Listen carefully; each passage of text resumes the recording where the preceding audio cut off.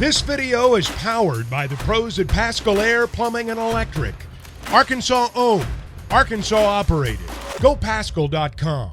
Connor, how are you? You enjoy the Elite Eight, Sweet 16? Not a great round for the SEC, but it was some good games.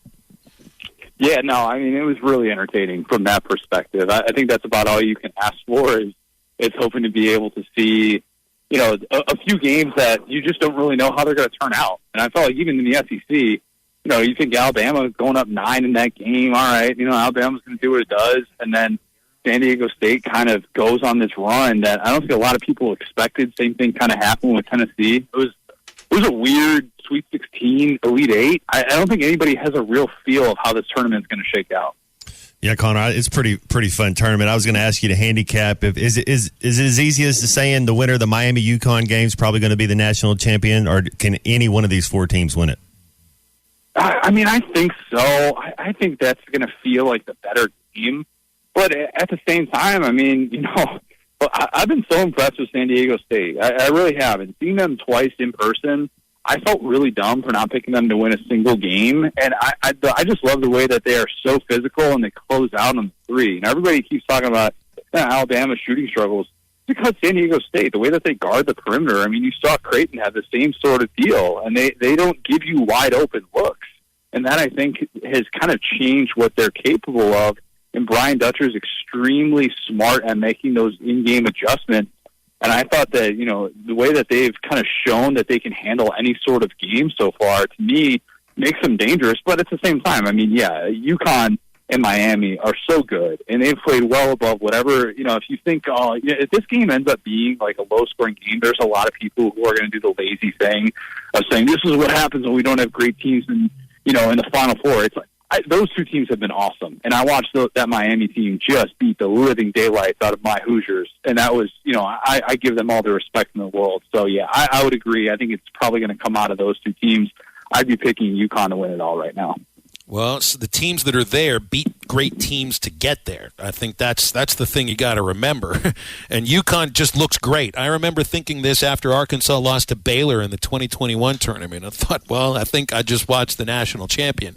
I felt the same way watching UConn take down Arkansas the way they did. Then they do the same thing to Gonzaga. And I mean, they've barely been challenged. I think right now UConn is clearly the best team. That doesn't mean they're going to win. This year's tournament is example 1A of the best team doesn't always win, because if that was the case, Alabama would be there. But they're not, and thank goodness they're not.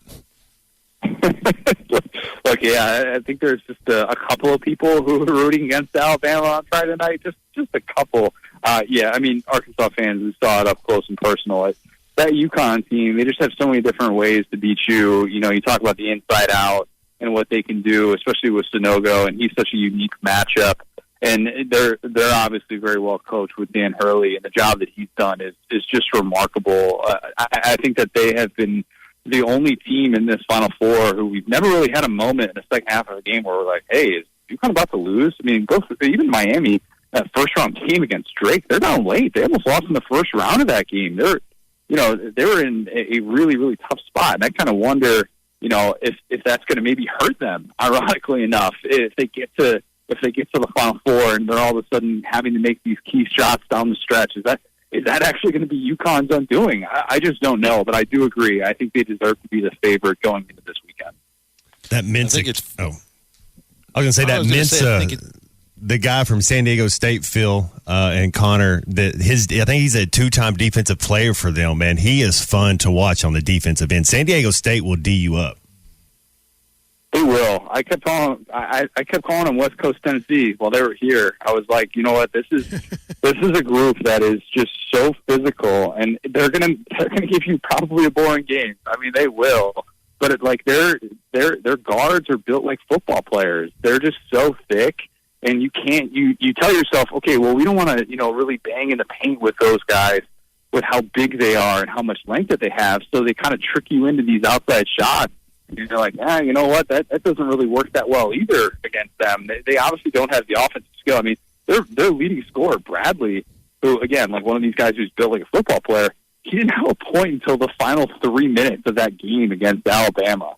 they're just not built like a typical mid-major in that aspect. You would think like, all right, mid-major, you're going to have to catch fire from deep, and you're going to have to make all these outside shots in order to take on the top seed. And like, they just don't follow that blueprint at all. That's going to be a great game between them and FAU. I don't know how many people there are going to be like all in, and it's going to be some classic like last year with Duke and UNC. But man, I think that we're in for an interesting contrast of styles between Brian Dutcher's squad and Dusty May. As far as, people that might complain that you don't have like a great Final Four, this is a year after people were complaining that you had a Final Four of nothing but blue bloods. And all the other sports that we look at is, let's look at the SEC, right? SEC dominates over baseball. 4 of the last 5 national champions have come from the SEC. You get more people drafted in Major League Baseball out of the SEC than anywhere else. Football speaks for itself. Women's basketball does too. They got 2 teams. If Carolina beats Maryland today, then they'll have 2 teams in the women's Final Four. Men's basketball is sort of a little separate as far as that's concerned. And you had 3 teams in the Sweet 16. Tennessee has their flaws offensively. Arkansas had their flaws that we know. Alabama, I don't know if they had a flaw, but they certainly had a fatal one at the end. Men's basketball kind of stands apart as a sport that doesn't have the postseason success that 3 of the other sports do. It's kind of the one sport where money doesn't really matter as much, as weird as that is to say. I mean, the results kind of bear it out, too, with the SEC and Big Ten, who are very soon, once conference expansion officially happens in 2024, we're going to be talking about, oh, wow, these 2 conferences are so far ahead of everybody that this is more of a Big 2 and not so much a Power 5 anymore. But at the same time, you look at the results, the Big Ten has sent 26 teams to the NCAA tournament in the last 3 years. They have 0 Final Four appearances and 1 Elite 8 appearance. And meanwhile, Arkansas is the SEC's lone representative in the Elite 8 in these last 3 seasons, wherein the SEC has not had a team in the Final Four. So it's interesting. We can talk all about, these media contracts and whatnot and how it's going to benefit all these other sports, and it will, but it's just been kind of the thing that the SEC has yet to figure out, is that perfect code, that perfect recipe for March success. And I don't know that anybody truly has it, so maybe that's the bigger takeaway.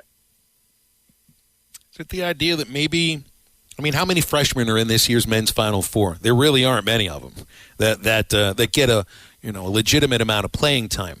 When you look at football, you're talking about a different brand of athlete because they got to be there 3 years after they leave high school. Baseball, SEC is, I think, an older league mostly than a lot of the other leagues. Women's basketball, you get teams that stick together for an appreciable amount of time. And look, I know there's other leagues in men's college basketball that do the one and done or 2 years and you're gone and everything, but it does seem like in the SEC you might have a little more concentration of those kind of players. Think about this, too, and I can't remember, I'm blanking on who threw this out there, but so I apologize for not citing where I got this from. But this is going to be, the first Final Four without a single McDonald's All-American? Think about that. Meanwhile, Arkansas is sitting there with Arkansas got, 3 on their roster? They would have been, you could have looked at this Arkansas team who came in on that 8-9 line, of course, and you're like, if they were in the Final Four, they would have been considered, the most talented team, although at the same time, I don't know how you can look at that Miami team, that UConn team, and say that those guys don't have talent. They absolutely do. But, yeah, it is just interesting. It's just the variables are tougher to control. And, we've seen teams and conferences do these things to kind of tinker with some of those variables, like the Big Ten going to a 20-game conference schedule, which was ultimately done to help their NCAA tournament chances, to get more teams into the field, and to also help their media rights contract. And that result has not been nearly what they could have hoped for in terms of March success. Yeah, the build, just the physical stature of a 17 to 18-year-old freshman to a 21-year-old, red shirt junior that's been through a weight room regimen. These high school kids, you're not really have a strength and conditioning coach in high school. Then all of a sudden you've been with a strength and conditioning coach for 3 years. You're just bigger, stronger, faster. Yeah, you can tell with some of these teams, man. It's especially seeing some of these teams up close, seeing San Diego State, how big those guys were, because they're old. They're old and they're benefiting from the COVID year, and they look like guys who have been around for a while, and they got some size to them, and that certainly helps. And it's just it's just a totally different variable, and I think we're seeing a lot of different things. There's no one way to do it. I think that football, you hope that good coaching and, a high level of talent acquisition is going to kind of net you the best result at all times. And in basketball, it's just not necessarily the case. And I think the randomness of this tournament is why we always have that year-to-year entry. All right, I got to ask a football thing here.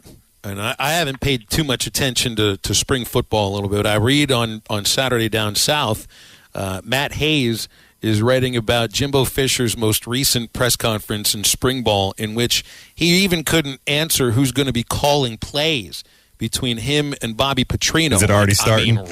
It seems like it's already starting when you read Matt's column, and I'm here for it, Connor. I'm very much here for it. You guys, appreciate that there's a head coach in Arkansas who empowers his assistants at every turn and will give them responsibility and credit and talk about their strengths and what they're doing. And, it is a reason why I think Sam Pittman has been successful in hiring his assistants and why I thought he did a really good job filling those two vacancies. Because, man, the alternative is really difficult to deal with. And Jimbo Fisher is in this spot wherein he is submitting control of his offense, allegedly, to Bobby Petrino. And these are two guys who have been in total control on that side of the ball for essentially the last 2 decades plus. And now they are working in this relationship wherein I don't know who's going to be getting the credit when things go well, and I don't know who's going to be getting the blame when things go bad. But I feel like this is just going to be such a joy to watch the awkwardness of it, because it just comes down to egos. And when you have egos this big, it makes for a very awkward and sometimes tenuous interaction that we're going to get. But yeah, it's going to be fascinating to watch these two get to work together every day. I mean, it's going to be fun to listen to Micro Machines coach speak as fast as he can when he's asked about the offense and who's calling plays and this and that. But it's going to be just as entertaining. Are the shots, because Petrino won't be speaking to the media. I don't think any of their coordinators talk. Why would you want him talking to the media anyway? But it's the look on Petrino's face on close-up shots on television. That will be a telling. I guess he always has kind of like resting, RB. He'll be in the booth, huh? Don't you think, Phil? But then we can see him. We can see him destroy some iPads during the middle of a game. You think they'll both be on the side? That'd be interesting. What you're saying, to see if they're both on the sidelines together. That we need that. I think I don't ask for much. I need Robert Patrick Petrino on the same sideline as Jimbo Fisher. I need that in a significant way, because everybody talks about the Saban-Kiffin dynamic and how that played out. Saban would just undress Lane on the sideline, and it made for these great moments as we were kind of figuring out like Twitter video and what all that looked like. Now that we're at that point, we're just going to be looking for it, and it would be fascinating to watch. Or alternatively, we're going to get some, I think, Rich Rod-like blow-ups in the booth, if that's where Petrino is ultimately stationed. Who knows? Maybe we're going to have the back and forth of going to the booth and then coming down to the sideline and trying to figure out what works. And as Jimbo is debating who's actually calling plays in terms of how he's portraying that to the public, we're going to have Bobby Petrino going back and forth. He's going to get his steps in this year. I guarantee you that. Yeah, that's going to be so much fun. Last thing here, Connor. It is national. We got 2 international or 1 national day. Today is International Whiskey Day, and it is also National Joe Day. Whatever Joe you're looking for, coffee or a person named Joe. Which direction would you go? Do you want to give me your favorite whiskey or your favorite Joe? One or the other? Gosh, it's going to be a tough look to not go whiskey here. How about just Joe Burrow? Joe Burrow might have – he's going to get to that place that I think he's going to have maybe the highest approval rating of any major – non-Olympian, but any major pro sports star in the 21st century. How about that? I think he can truly get to that place with how well-liked he is. If you don't like Joe Burrow, I don't know, like even Bama fans like and respect Joe Burrow. Like there's just something about him that I think is just so easy to root for with how confident he is and how just freaking good he is. Yeah, that's about as good of Joe as you're going to get.